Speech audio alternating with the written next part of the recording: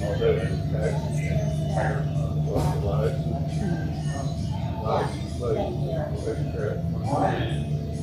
extra.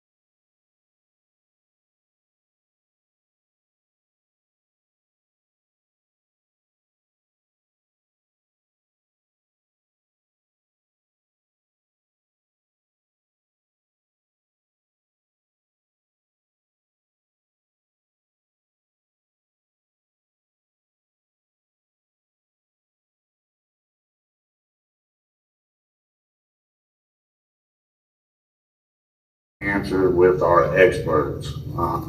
We have, starting at the far end of the table, Turned it on. I'm Denny Hinton. I'm actually been here 26 years, and I am the service manager. And yeah. I'm Matthew Bowes, 21 years, and a co-manager in the Parks Department. And yeah. Craig Miller, 17 and a half years total. 10 years this last time with Copec Parks Manager. y'all know me, Eric. I've been doing the seminars. I've been involved with American RV about 14 years now. I'm one of the RV specialists here. My name's Ben Hoffman. I'm the warranty and service writer. I've been here for 6 years. He's growing up quick. A lot of time over there. My name is Brian Pigman. I'm in sales. I've been here 42 months. Sounds better. I'm Richard Cadell. I'm the finance manager. Been here 12 years. All right, so we've got everybody here from all departments, even finance. Richard also does extended warranties and those types of things. We do this one every year for you guys because there are millions of questions we deal with per year. There's no way for us to go over all this stuff, so we thought, well, if we just had a Q&A, you can ask what you would like to know about. So this one all depends on you guys and your questions. So, with that being said, first question, anybody? All right, we appreciate y'all showing up. Grab you another donut on the way I got a out. Class A, air systems. What kind of maintenance things should I be doing for that? The air leveling system on Air leveling, air brakes, the whole air system. Is there, what do you focus on? On most of those are done at like Freightliner, but there's a dryer on there that helps keep the moisture out of the air system.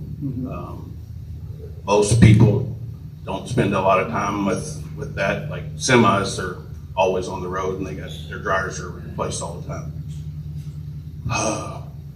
Most Visual inspection is Yeah. probably going to be the best. I know you're not going to be able to see everything, but you know, especially if you look for lines around any kind of exhaust or wheels or anything like that. Those systems, you generally don't have any kind of maintenance. Okay. It's a repair situation. It's when something finally does go down.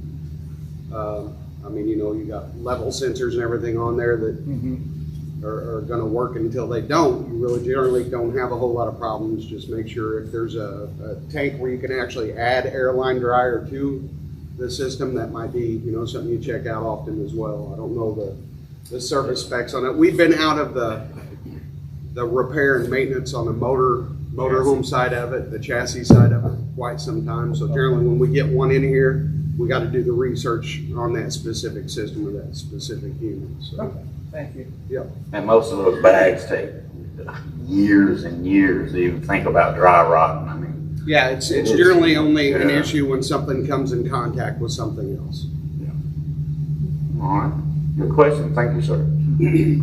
Who's next? Ollie, you can go ahead. I've seen a debate online. When you winterize, say I've got a fifth wheel, whether it's fifth wheel or camper, somebody said that once you get it winterized, whether you use air, antifreeze, whatever, to open all your faucets and leave them open through the winter. And another said once you get everything in your line, make sure you close it off. And it was just like everybody had their side of it. What is the best suggestion? Well, I can tell you what we do is we pump antifreeze through everything. So when people do the blow air through them, they don't get the water out of the head of the pump. So that's not an efficient way. You usually end up with a cracked pump come spring. So we pump antifreeze through everything, and we leave all the antifreeze in the lines. It's non-toxic. Doesn't hurt anything. Just make sure you flush it good in the spring. That's the way we prefer to do it here. We do not leave the valves open on the faucet. We leave it full of antifreeze. That's what they're saying, leave it full, but it said it takes the pressure off, and I thought, I could see that if you were driving and you had to underneath drain. Probably Once it's winterized with the antifreeze, I mean, in theory, you could blow it out if you wanted to, because there's not water in there. Once it has been winterized. I prefer leaving the fluid in there. Yeah. The fluid is made not to freeze, you know. It will get slushy. It won't Yeah. freeze and bust. That's just a prefer, however, it's not a right or wrong on that, but what Denny's getting at is, don't just blow your unit out. You're probably gonna lose a water pump. Yes, sir. We think about upgrading from a tractor trailer to an RV. And we see a lot of old RVs on the market with very minimal miles on them. Any issues with that? Things to look for? How many, with very little miles on it? You know, you have a Wait. RV with 20,000 miles. Well, we see motorhomes that come in here, sometimes 15 years old, 25,000 miles, 30,000 miles Or less, yeah. or less. They don't get driven every day like our cars. It means y'all ain't taking enough vacations. Yeah. But yeah, we hear that all the time. I found this great old motorhome, 30,000 miles. They all got about 30,000 miles. Well, see, I've had a vehicle before I bought very low miles. I've had tons of issues with it. Other things that you may be concerned about or look for. You see, you start checking out things like that. On the chassis side of things, you know, if something sits for a long time, seals get dry, they kind of lock to the metal a little bit. So, you know, you want something that has some miles on it, or at least it started once a month, kind of moved around a little bit. I get leery of real low mileage units. You tend to have a lot of oil leaks, you know, transmission fluid leaks, things like that, just from things sitting and getting hard over time. I'd definitely look under it, crawl under it and see what you got as far as oil spots, rust prevention all over the place. And there's a big, big difference in a drive or a RV and a pull behind. Be sure to do all your research on that. You know, prices of these things are pretty high. And you say, well, I just gave $80,000 for this fifth wheel or whatever. Motorhomes, gosh, what 125 is like a basic starting price. So that would be what we call an entry-level motorhome. New motorhome, first year, you're going to get to know your service rider really well. So you're just adding a whole new You're working. arena. You've got a chassis to deal with. Not only is it a home going down the road, bouncing up and down and everything, you got a chassis to add to that. So and be ready for about 6 to 8 miles to the gallon. Doesn't seem like whether you're towing something behind it or not that it matters, but you're going to get pretty poor fuel mileage on any of them. Next question. You have one? Did you have any other? I had a comment about leaving the antifreeze or leaving the fluids in the line when you have traps and so on.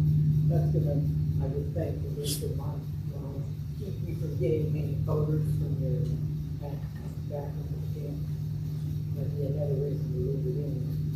Yeah, they always pour some down in the traps when they get done winterizing here, so keep some in there. Yep. Another thing back on the winterization, make sure you wipe any antifreeze out of your sink. A lot of times that will stain a plastic sink. The color will get into the sink. So once you're pumping it through, dry that out. And then, you know, if you close the valve, maybe you're not going to get any more coming out, you know, bumping around or anything like that. Keep it out of those white sinks. Yes. On the antifreeze in the line, I leave some to feed trash and run through the when I'm done, I drain everything. If you look open the low drain level, or anything come out except for the feed trash. Yeah. Go ahead, Danny. You're talking about draining the whole water system? Yeah. I mean, you can drain it. It's, Yeah, I would, what a cover drain that I flush. yeah, it's, it's not gonna matter one way or the other, yeah. Well, your P-trap. Your P-trap, your it P, won't come out your low point drain anyway. yeah, your P-trap will stay full. Yes, sir. Kind of a two-part question. Not real thrilled about my internal water system. Not when I have one in the campground, but I don't think my water pump is sufficient. Is that just the nature of a motorhome, or can you upgrade or give more pressure?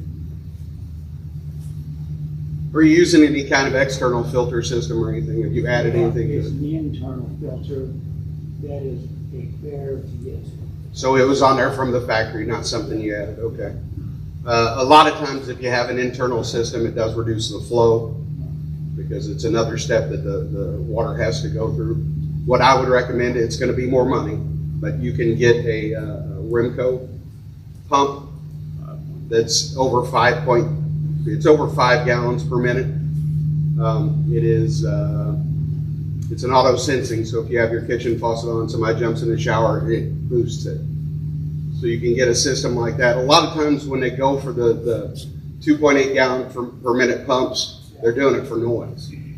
They don't want people to complain about the noise. So you can definitely upgrade your pump. They're probably $350 compared to $120. But if you want awesome pressure and awesome flow, that's the route to go, especially if you have an onboard filter system. A lot of the entry-level trailers don't have filters like that, and you don't seem to have problems with the flow out of those pumps and in those campers. It's when they add that extra filtration that it slows things down. What did you say size-wise? It's Top of the line. It's 5.7, 5.8 gallons per minute. We've got one back there we can look at. But it's night and day difference. This is what your big American coaches and all that have in them. So it is definitely, we just upgraded one within the last month, a travel trailer to a system like that. The customer was all over whatever it took to get him more pressure. And he was very pleased with the difference. I mean, it's double the flow or nearly double the flow. I also have the hot water on demand. Mm-hmm. Does that have anything to do with pressure?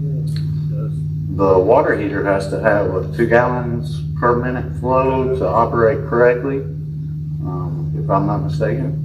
I think he's asking if the water heater has anything to do with limiting the flow of, which it shouldn't. I mean, it's a sealed water heater. It's gonna act like just anything else. When it gets up to its pressure, it's gonna stay. Right now, if he's got low pressure and he's only getting, let's say, a gallon, his water heater will probably not function.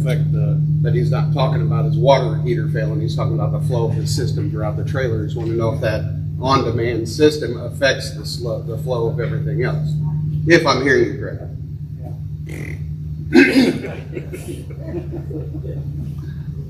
So the 5 gallon, will that interfere with an on-demand system? No, because they have a minimum. I don't think they have a max. You have to have 2 pound or whatever to make it function right. Yep. I don't believe the max is an issue because almost all these motorhomes now have the on-demand systems. I think that's probably something you might be interested in. Not a sales pitch, but if you want double the pressure, double the flow, that's the way to do it. But with that, you're going to have some additional noise. You can't have all those upgrades without something affecting it, and it's going to be a little bit louder of a pump. In the shower, if you're not having pressure in the shower, a simple try is an aftermarket shower head, replace it. There's so many that are a lot better than what these things come with. A few dollars will make a big difference in that area. You want the whole unit, but a lot of people have wives or better halves with long hair, and it's like, gosh, it takes me 30 minutes. But that's time you don't have to deal with her. So it's kind of a toss-up, let her deal with her hair and watch football. To that though, most of your shower hoses are all female pipe thread. So you don't have to get an RV specific one. You can go to Lowe's, you can go anywhere you want, get whatever flavor you want. Now some of them do have flow minimums to function properly. So if you're gonna look for one you know, outside an RV dealership or something like that, make sure it's gonna be, you know, because it can have too large an orifice and the flow to everything in the camper be great, and it just kind of piddles out of the shower head because it's not actually designed for low pressures. A lot of those new shower heads have flow restrictors in them too. So a little pick from your toolbox, take that thing out and take away the restriction. So There's all kind of little tricks. it's supposed to save water, but I don't think any of us want to save water when we're taking a shower. No. Next question. Yes, sir. I've always had, you know, because I've asked you guys many times, I've had power issues in my camper ever since I've had it. Pretty much found out what it was. The cabling from the plug-in on the backside, where you plug the camper in, or the cord in to go to the pole, to the fuse box, it's only 12 gauge from the factory. So I realized I gotta change that wire. How do you guys recommend running that through my camper, because it has to go all the way across? Depends on location, first of all, and then you gotta figure out a path, or maybe you can tie them to the old wire and pull the new through. I mean, that's just something If that's... you've ever seen how campers are made and that. Oh, yeah. wire harness, We've replaced them burnt up. Somebody put in carpet in a motorhome and hit the main line in a little trough. Yeah. And about burnt the whole back of the thing down. It's just where it's at. You'll have to remove things, cabinets. Yeah, sometimes the underbelly, you gotta take it down. That's what I'm afraid of. I'm probably gonna have to cut that. Yeah, mine's the cloth underbelly. Plastic looks like cardboard, plastic type stuff. It's true. No, it's fabric. It doesn't have the I mean, it's a waterproof, like plastic, flexible, not the, you know, the hard cardboard looking stuff.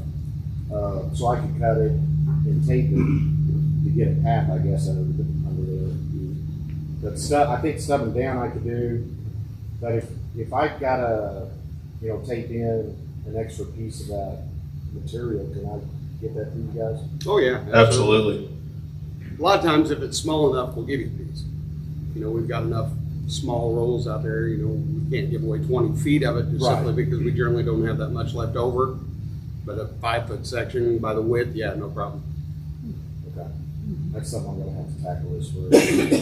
And we found that the tape that you use on a roof for an emergency repair actually works good on the underbelly, that hard plastic underbelly. I found that Gorilla Tape sticks to this really well, the black Gorilla Tape, because I had to, when I changed a piece going into my outdoor kitchen, I had to cut through it, and it's still there, so it still sticks to it. Let's get a question for Richard. He's down there just being bold. Anybody have any finance questions? Extended warranties. Okay. Richard, it's good to see you, buddy. All right, I'm at 1,000. You can go now, Richard. See you, bye. I'll go get a donut. Oh, hold on, I'm done then. I need to donate. Yes, sir. I am interested in what you do. How valid are these extended warranties? I've got a motorhome, valued about $140,000, 3 years old. Should I jump into that? Yes. To be honest, that question should be a service question, because they're the ones that are dealing with them every day to give you an idea. We're all going to tell you the same thing Richard is. It's a great idea. The first time your refrigerator goes out, something along those lines, you're going to be glad you have it. Now, it's not going to cover paper peeling on a cabinet style or a batten or something like that, but your inverter in your motor home, your air conditioner, your air conditioners, refrigerators, 9 times out of 10, they pay for themselves if you're using a unit, it's not gonna break anything sitting in your driveway for the most part, but if you use your unit, they are a great idea. That's, yes. One thing you have to realize is whenever, say, your refrigerator goes out and we need to repair or even replace your refrigerator, how would you get that out of your motorhome? I mean, a lot of things that need to be replaced, you know, it's very labor intensive, and we have to take things out. Like this gentleman in the back, he has a wiring problem, and you have to take things out to get to where you need to go, and you know, to replace the things that you need to replace. And you know, your extended warranty or service contract it's 100% comprehensive, so it covers 100% covered parts as well as labor, and that's where your biggest cost is. A lot of times is just the labor itself. you think about, you can replace your refrigerator in your house. For the most part, you have an issue there. On motorhome, you may have to take the windshield out, because they literally put them in there before they assemble the sidewalls or the roof or this or that. So we've had to do that a ton of times, a window or a windshield, and you know, we got to sublet another company to come up here and take your windshield out and reseal it. So it's that kind of thing that you want to look at. It's not just, well, my refrigerator is going to be this much and the service contract is going to be this much. I don't think it's worth it. But you got to factor in that time and whether you have the ability to take your windshield out, your side windows. You know, there's a lot to repair these things. They're compact. They want to give you as much living room as you can get in one, and it makes them tough to work on. And we have coverage. We have a couple different options on that. We have a coach only, which is really the camper part, as well as we have full coverage, which is the chassis and coach. So most people, which we don't sell a whole lot of motorhomes, but most people, when they do purchase one, they'll get the full package, because my main concern with a motorhome would be the engine, the drivetrain. You know, that's your biggest cost. I mean, an engine on a Class A, or is yours a Class A? Class B. Mercedes. Okay. You know, I don't even know how much an engine would cost. About 10 grand for a Ford F-350. Yeah, you throw a Mercedes on it. Yeah. You throw a Mercedes on it, you're probably talking Another grand. yeah. You better make sure they honor their warranty, because it had to be replaced. I got the French lick before that first replacement. Yeah, and normally you'll have a 3-year, 36,000 mile warranty. Usually time will catch up with you before the mileage. You know, we have options of, you know, if you only wanted a 1-year coverage up to, you know, 10,000 miles. We have just all the way up to 4 years, and on brand new ones we can go 7 years up to 100,000 miles. So, you know, we have options, and you're welcome to, you know, come see me afterwards and we can look at options for you. Richard, do you guys have any kind of standalone tire protection, anything like that? Yeah, we have a new product. I went to our RV network, the Route 66 RV network headquarters in Overland Park, Kansas, a couple months ago, and there's a new product that we have it's called Monster Seal, and it's a chemical agent that we inject in your tires of your RV, and if you puncture the tire with a nail or screw or whatever, it will immediately seal that hole. And that would really, I don't know if anybody's had a flat tire in an RV driving down the highway and you don't even realize that you have a flat tire, and then it flies off and, you know, can cause damage to your RV, but it does happen. So we do have, it's called Monster Seal. It's a chemical agent we install in the tires of the RVs. What's something like that cost to say 4 tires? It depends on the unit, if it's a travel trailer or fifth wheel. Tire size probably play a factor. Tire size, yeah. Ballpark it. This unit right here, how much would it cost? Yeah. That size. With the 4 tires on that, it would range from $699, $799. Anybody that's ever experienced a flat tire knows. Never. No, surely not. Surely not. Yes, sir. Talking about that, what does that do to the, we talked last time about the age of the tire. So if you put that in there, does that add to the, No. to the longevity? Still got to get rid of that tire in 2 to 3 years. Hopefully it'll just keep you from having to be on the side of the road changing a tire. You know, if it works 50% of the time and you can keep traveling, that's where you're at. Because when a tire blows, the least expense of it's the tire itself. It's when it takes out LP lines, wiring.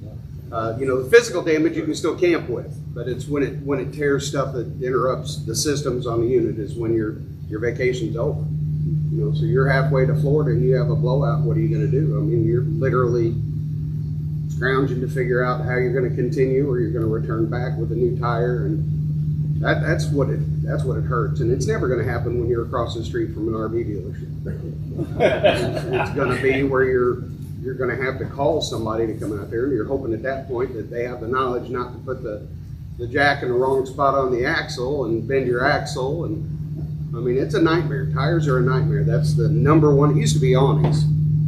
Awnings were always the biggest replacement item on an RV. It's become tires, and it's because tires have gotten cheaper made. they're inferior, and they just cause havoc. I mean, you're done on your trip if you have a blowout and it affects systems that can't be replaced immediately. And you was talking that wiring, you tie into wiring, it gets into one, you know, your slide out a lot of time will be over your wheels. You get into that 110 wiring, you get into that 12-volt wiring for the lights on the slide out. Or where the converter is mounted underneath the dinette table, and then 2 tires right underneath the whole converter electrical system. We've seen that That's completely why ripped we out. push tires almost more than anything here for that reason, because it's going to stop your trip, period. Valve that goes from the inside tire that you have on the back. Through there, that's what caused my death. See, on that where you don't have access very well to, Well, I called right in. well, what I mean is even the knowledge of your inside tire, you don't really, that's probably not something you lay on the ground and check the air pressure You have to on. consider the age. Right, but that's what I mean, maybe then you're looking at tire sensors if you've got something with duals or something like that, so you can monitor at least pressures and temperature going down the road. Inspect it every time I move it. Yeah. Speaking of tires, there's a plate right by the door that gives me a suggested tire inflation. It is about 15 pounds off of what it says on the tire. Which do you like call it? What's on the coach? What's on the coach? Always what's on the, yeah. Because 9 times out of 10, you're gonna put the tires on the coach that the coach is supposed to have on it. So if you do that, your tire pressures won't change, and you'll go with what the RV manufacturer tells you to. And you'll notice on your B and a lot of C's, even the A's, the back, same tires on the front and the back, but they call for different pressures. It's just a weight. Always go by the tag on the unit. Yes, sir. I've noticed over the last few years that these manufacturers are going with the smaller version of the outdoor kitchen. Why are they going away from the larger kitchens? That'd be a good question for Brian. Well, So there's space. It's got to do with space and weight. Now we do sell. Alliance has a brand, Delta. Their grills are bigger. What's smaller? Are you talking about that? I'm talking about the full kitchen, outdoor kitchen, sink and all. You know, refrigerator, your cabinets, What and all camper that. do you have? Is it? I've got a Salem. Yeah. See the Catalinas and the Springdales. They're still making bigger outdoor kitchen. It's just space because now they're putting more. You know, you'll see more outdoor. Just like a Freedom Express actually has one that your grill hangs off on the side. It's space, weight. A lot of times indoors, like Catalina went to all metal cabinetry at the bottom because of it's water at the bottom of the door, and you know that wood stuff swells up and stuff. You know, there's still bigger kitchens out there. Just some of them Different models. Yeah, it's just a model. So are most of them not coming with refrigerators now? Is that?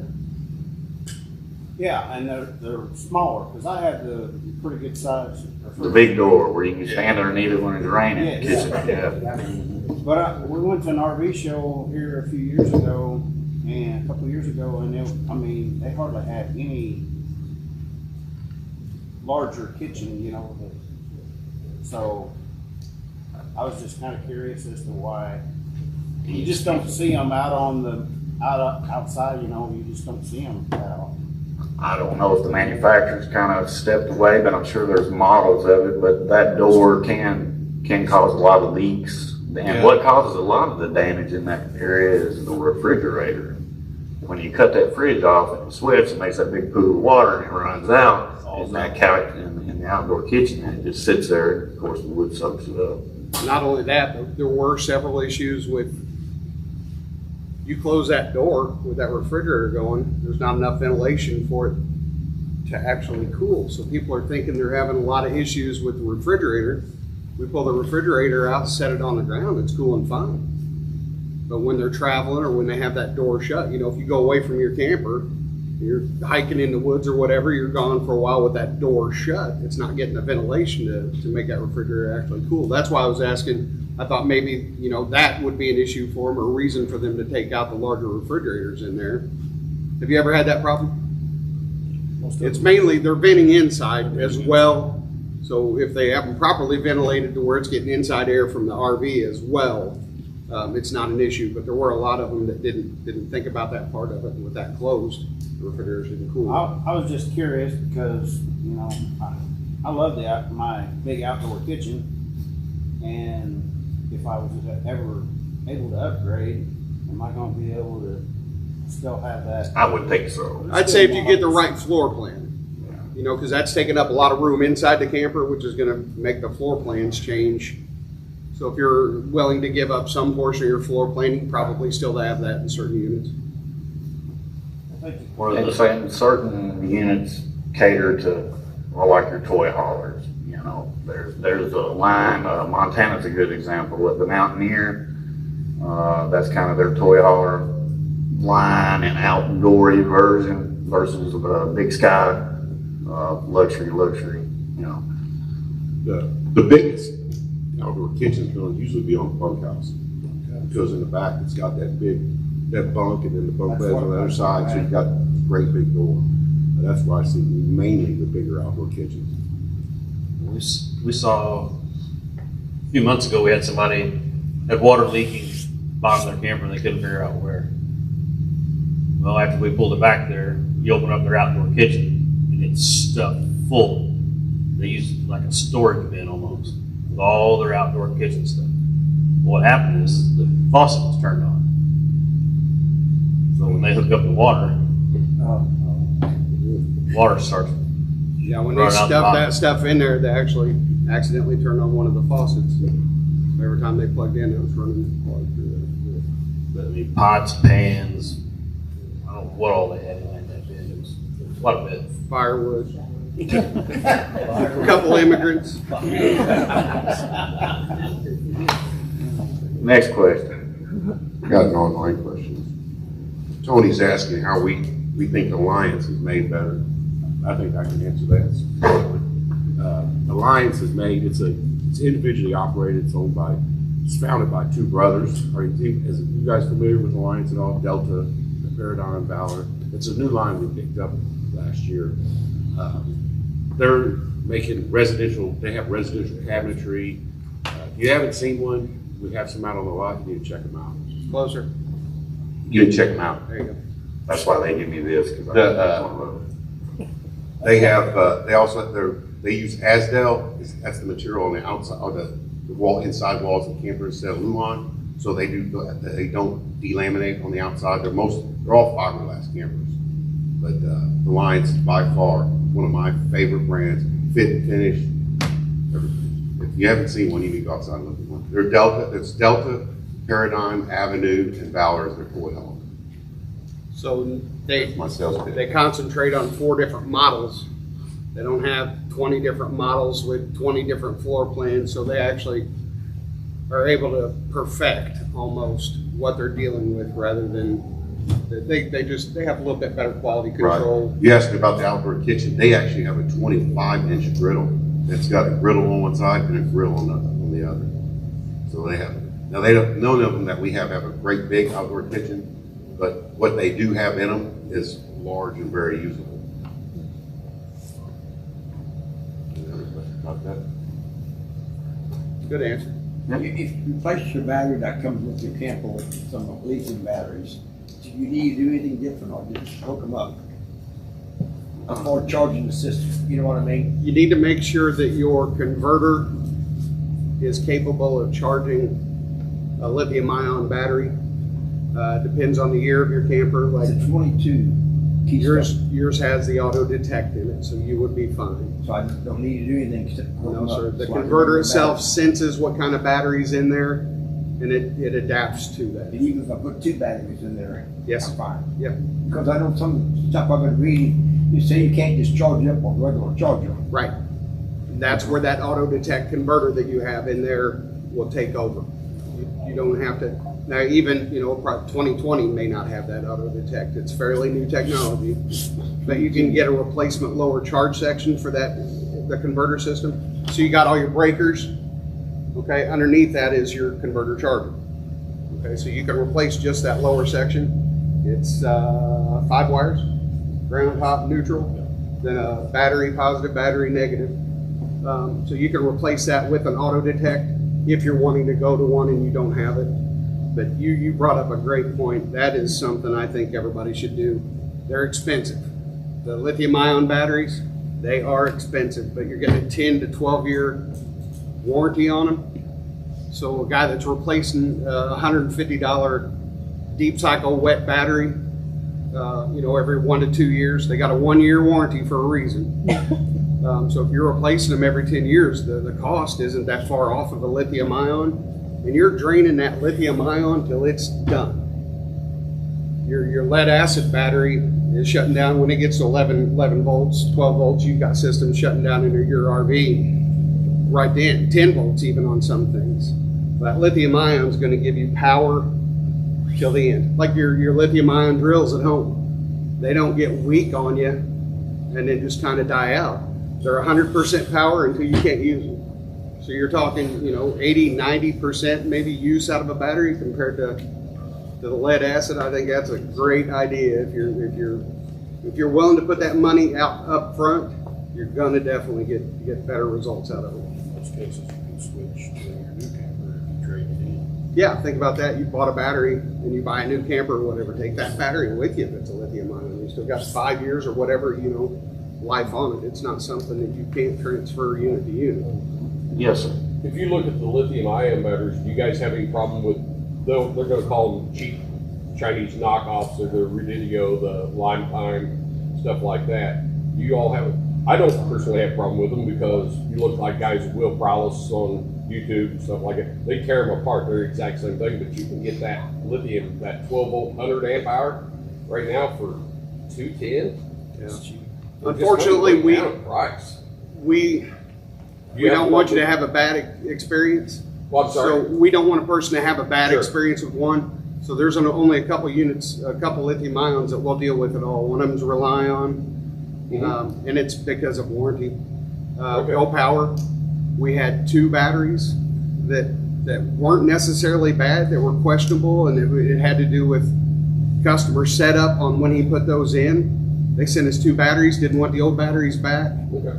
So we deal with companies that we know have a good reputation on backing their stuff rather than a less expensive experience. We don't, I know people want to pay $300 for an $800 battery, but you're probably going to get a $300 experience. And that's the only way we can look at it. We got to sell stuff that we know the companies will back. That's what you recommend. Yeah. Next question. Anybody? Yes, sir. Water heaters. What do you recommend to do between trips on your water heater? Drain it, leave it full, drain it? Drain the water heater and open the low points. Unless you like the smell of rotten eggs. No, that's what I've noticed. Anaerobic bacteria. Anaerobic bacteria is Yeah. what Builds up in there. well, it comes to play anytime there's water without oxygen, and that's that sulfur smell, your rotten eggs. A lot of people are going, it's my holding tanks, it's this and that, and it's like, just drain your water heater and watch it go away. Yeah, drain it especially in between. So what you're saying is, do you have to drain your water heater and your holding tank? Or do you drain I your would holding drain your tank? freshwater tanks. Depends on how long you're gonna be down too. I mean, if you drain your holding tank, will your water heater drain? No. No?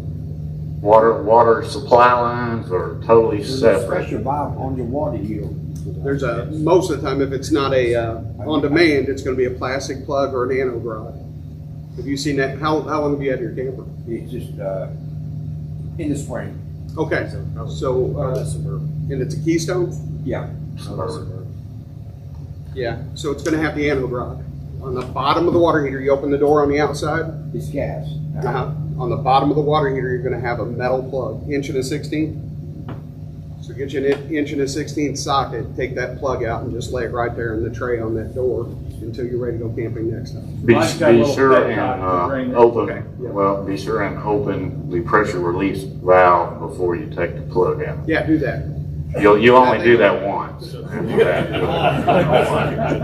Yeah, make sure before you ever do any kind of draining that you're not plugged in or you've got the electric element shut off to your water heater because you will dry fire that. And yeah, a lot of times that water heater drain, that anode rod's about crotch level, so you definitely want to get You're rid of gonna that. get a Get rid of that bath, pressure. maybe you get hit too. Yeah. Can't take you nowhere. What if it's only sitting about 3 weeks or so before your next trip? In the hot summertime? No. I wouldn't let it sit more than a week. Okay. If any of y'all ever went to our camp house and stuff, you would see us pulling 15 or 20 home and water just pouring out of them. You know why? Because the water heaters are open, low points are open, and of course we didn't dump the tanks there. But and generally when I go camping, that's part of my tear down. Take a little anode rod, you just leave it in the door, close the door up, open up the low points, or take the low point caps off, throw them in the water heater. You're done until next camping trip. Yeah, because I'm not even certain that flushing with just water after that happens actually gets rid of that bacteria. I don't know if you need a spring fresh, And I'm product not like talking about the that. holding tank, I was just talking about the hot water heater. Right, that's Don't what I mean. drain the holding tank. Right, but still, that's all fresh water going Okay. through your water heater that's going to come out of your faucet. So I would want to prevent any kind of bacteria in that system that I could. So I think I'd be on the preventive side. And if it is a Suburban or either the Atwood, either one, just a Harbor Freight cheap socket. There's a many of them I've worked on customer units. I open up the water heater and there's their little socket and there's everything laying right there. When it rusts up, it's a $3 socket. Get you another one. I know about poison might stop somebody. I don't think I would have hurt at all. Flushing. It's not gonna hurt a bit. Because like you said, right next, I always bring my water. That's an extra 80 pounds. Well, I don't want to hurt you on that road. You don't need to hurt it. Yeah, but I can understand why a person wouldn't want to, just for convenience. Somebody uses it here in 2 weeks, I'll just leave it. But Now, if it's over a week, it can get pretty nasty in a week, 10 days time. So. And then you're showering with those little critters. Plus you got all that calcium built up. Yeah. Plus it's real regular, you get more of that calcium. The white powder. Yeah. You'll notice with the Suburban, the anode rods will start decaying. that actually lays in the bottom of the water heater. You get kind of nasty, and every time you drain, it's gonna help. And that plugs the low point of the water. Correct. Correct. Any other questions? On that anno rod, I take it over to my brush on my drainage and I'll go that stuff off. Ain't nothing wrong with that at all. As long as it's got some of the material left on the rod, because in the center of it's a little metal rod, and when you're down to that, it's. If you see that rod at any point on that thing, go ahead and get you a new one. Because that's when you leave them in there, you forget about them, you this, you that, and that wire will actually erode down to where nothing, then you got stuff falling in your water heater and. Suburbans will rust. Yep. The tank will rust without that. Is there any benefit to knocking that strap off that's still up on the rod? No. Anyway, wire brush, whatever you want to do to get it off there, it's not going to hurt anything. And in fact, there's a lot of people that bring it in and say, I need to replace this. And we're like, no, you don't. Go ahead and you might want to buy one for when this one's ready, but you know, it's fine. It's doing its job. There's a lot of material on there. It's either going to be magnesium or aluminum. I guess it just looks bad. Well, yeah, if you've got people come by and checking your anode rods and see if they're pretty, you're camping with the wrong fellas. Anode rod inspector service. Is there a difference? Because I know that you can buy a couple of different anode rods, and the price difference is several dollars. What is the actual difference in them? Because they're the same size. It's just aluminum is going to wear faster. I'll put it to you this way. When Suburban made that water heater, they designed it for a magnesium anode rod. So as long as, if you're using their judgment and it's not just a sales tactic on their part, you want to go with magnesium. The aluminum will wear faster. So as long as you're on top of changing it and that, I don't think it's a big deal, because some people say that wearing faster, it's doing its job better. I don't think that's the case. I think the magnesium's there probably just to last longer for them. So you can go with either, just be ready to change it when it gets, eaten away quite a bit.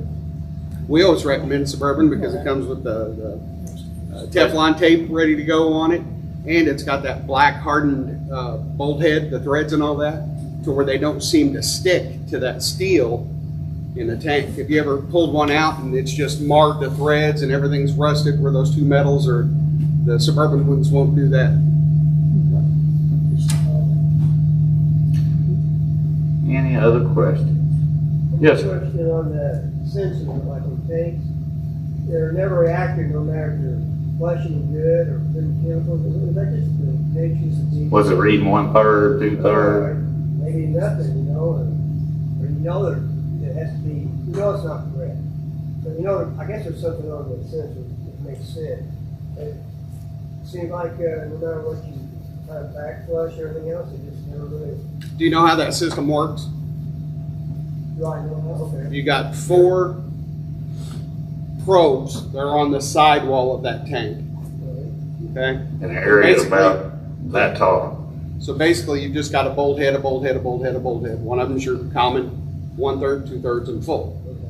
So anytime you get sludge build up on that tank, they're gonna read off. They're gonna connect just from the slime and such on that tank. Grease, I don't know how much grease is gonna be in your shower, but your fresh water, your gray tank and that kind of thing. But Kitchen sink.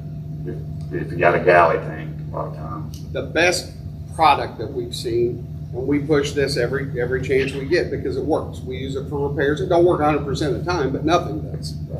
But there's a product called NewGen. It's got a tissue digester in it, drain level cleaner, deodorizer.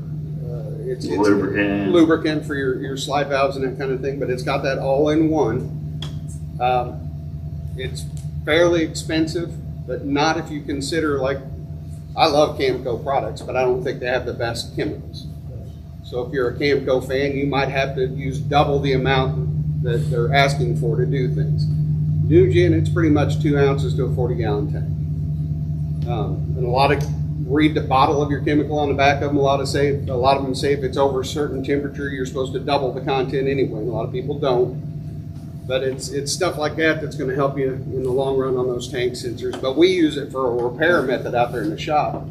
When somebody comes in with one, that's the first thing we try before we replace sensor packs and that kind of thing. But it's almost always an issue with slime on the side of the tank. You know, nastiness that's making that connection when it shouldn't be. So It makes sense, especially with that. yeah. Now I just seen for the first time yesterday. I had to order one in for an Integra motorhome. It's an actual level.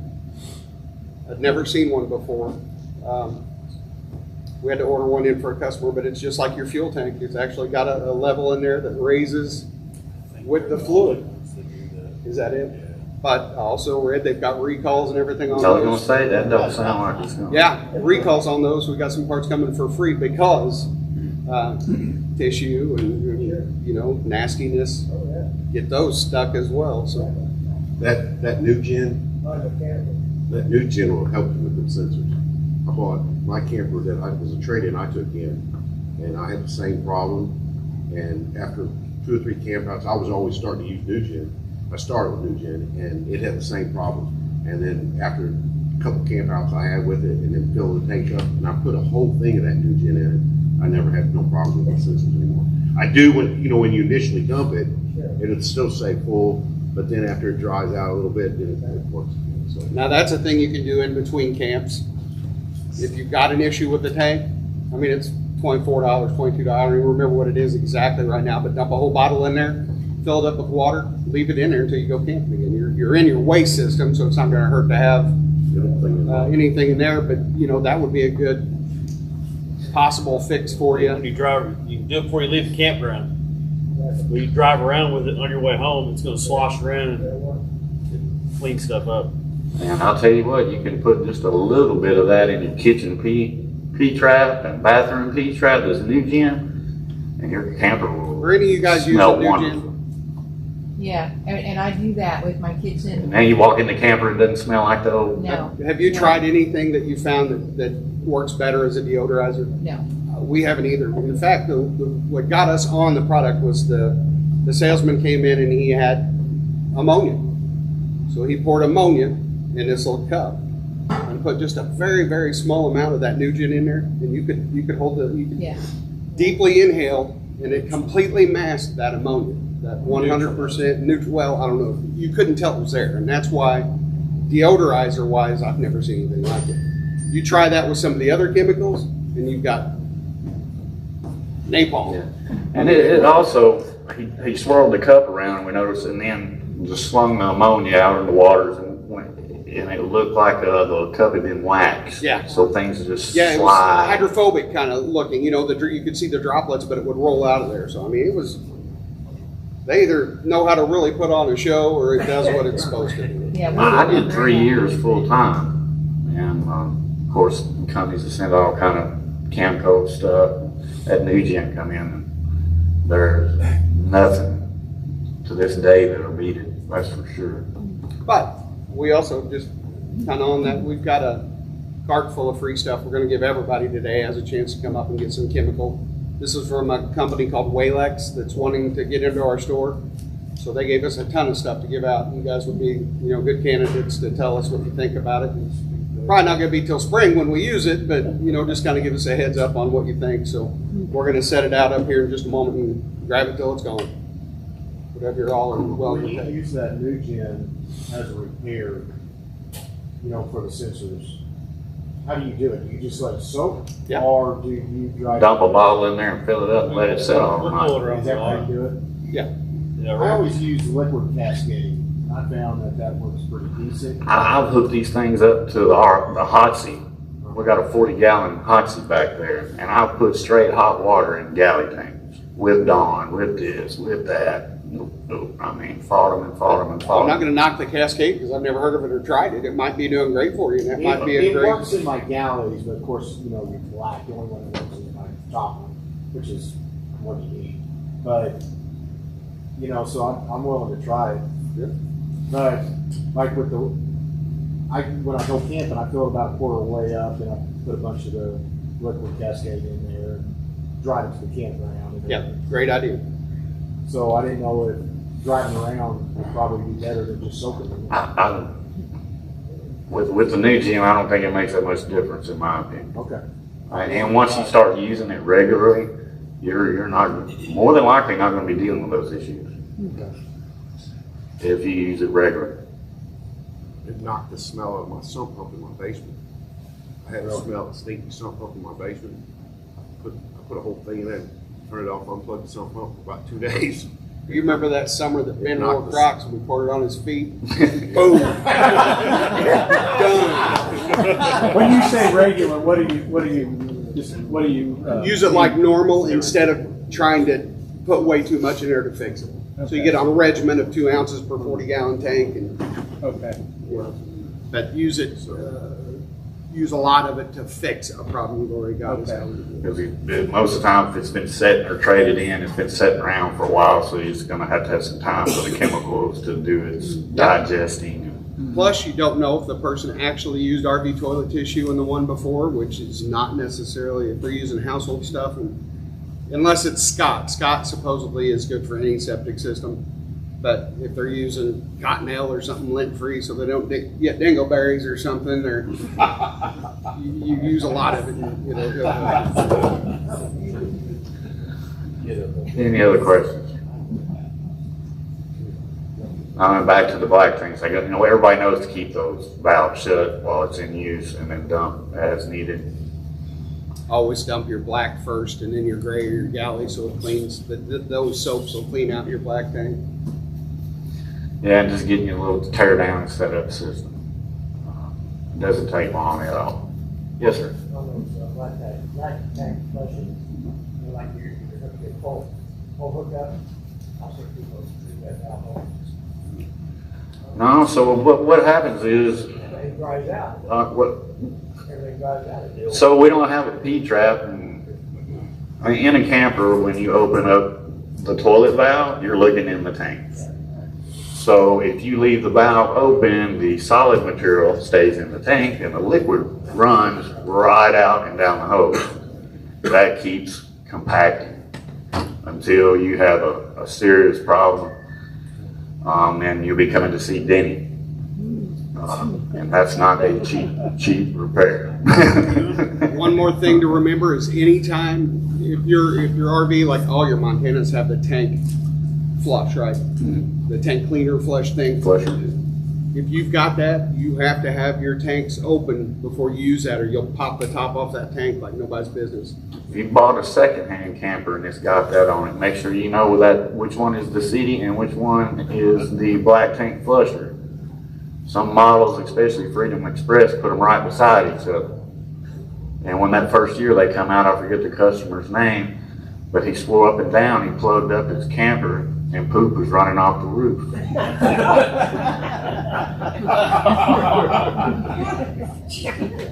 So say that, So- say that again. You full your black tank. Leave your, If that you're- way it doesn't build up pressure. Okay. So if you have a tank flusher where you hook your garden hose and it, it's got the deal in it to clean it, make sure your drain valves are open and hooked up to something because it'll pop the tank. Oh, and we've had people start that and get distracted by the person next to them and Right. flood their whole camper Right. with the black tank flusher. So pay attention when you're using it, valves open when you're using it, and make sure you're hooked up to the right connection. Yeah, we like to never figured out that Freedom Express, but it was pretty obvious what he did. He hooked up the city water from the campground to the black tank flusher and cut everything on, let it roll. And I guess that ball valve in the toilet held it enough where it filled the drain pipe and started coming up the roof. That'd be a show. All right, we got a couple items we're going to give away a couple this week. What are they? I forgot. Oh, some Lippert grill. Portable grill. Two of these. Okay. That was broken. My phone and Yellow Jacket light. So we're going to draw for names here. We'll give these away first, and then the third one we draw will be for the light. So, Denny? Top one is a green one, and the bottom one is a red one. Mary McGrew. Woo! So you get the green. Mary. Thank Thank you. Congratulations. You can leave it there if you want until you pick it up. No, I'm not gonna try and take it from you. You want red, the bottom one's a red one. You can have Red hair. Yeah, sure. Beautiful. They didn't show up. Craig Kirby's not here? Okay, Craig, will be disappointed. Bruce Thompson. There you go. All right, so Bruce won the other grill, and this is a rechargeable. These are really nice. We use I them in the actually shop. use them in the shop. Yeah, really Like, nice little light. whenever we're working underneath one, they're awesome.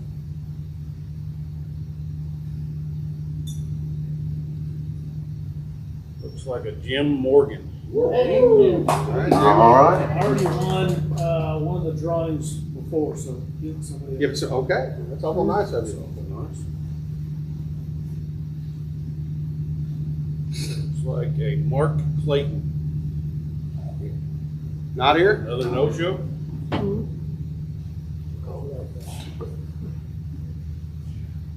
You gotta put them all back and start over. Okay. Well, you're looking at them. I'll do It was four in your I thought you hand. was holding it up. How are you gonna do it? I thought you was holding it up. It was four in your hand. You can't look at them and say, I'll put those back. I just can't see them. Tara Robbins. Another no-show? Yeah, they're not here. Man, they're just, everybody's missing. It's so cold. Where's it at? Oh, I grabbed two. See, you gotta put them both back. You suck at this. You're looking at them again. Give it to some. You looked at it again. No. Dickie Walker. Is that another no-show? You guys are gonna have to back up to the door with the chemical we're giving away. Matthew Robbins. Nope, he's not here. He's with Tara. Wow.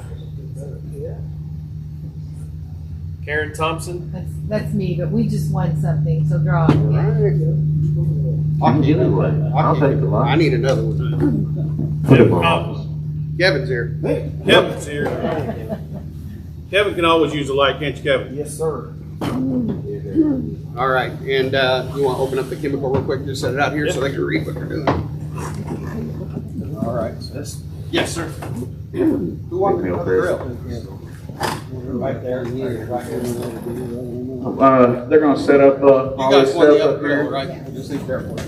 I wanna thank everyone for coming. Appreciate y'all getting out in this weather. Hope y'all learned something today. Take all you want, guys. Couple of- Thank you. I mean.